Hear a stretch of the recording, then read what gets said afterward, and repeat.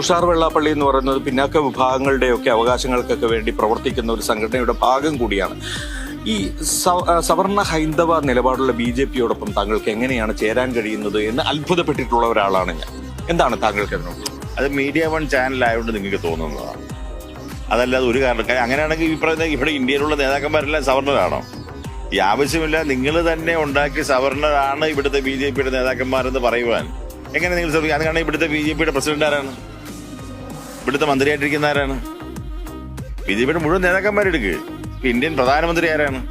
Indian president ആരാണ്? വെറുതെ വളച്ചൊടിച്ച് തെറ്റിദ്ധാരണ ഉണ്ടാക്കാൻ അങ്ങനെയല്ല, സംശയം വേറെയാണെന്ന് അറിയാവുന്നവരാണ് ഈ കേരളത്തിലുള്ള ആളിലൊക്കെ. ഓക്കെ, താങ്കൾക്ക് അങ്ങനെ ആരോപിക്കാം, ഞാൻ അതിൽ കുറ്റം പറയുന്നില്ല. താങ്കളുടെ അഭിപ്രായ സ്വാതന്ത്ര്യം ആരോപണമല്ല ഇത്. കേരളത്തിലുള്ള സാധാരണ ജനങ്ങൾക്ക് മുഴുവൻ താല്പര്യം എന്താണ് സമുദായ താല്പര്യമെന്നും അതിനനുസരിച്ചാണ് നിങ്ങൾ ചെയ്യുന്നുള്ളത് അറിയാവുന്നവരാണ് മുഴുവൻ ആളുകൾ. അല്ല, ഞാൻ ചോദിച്ചത്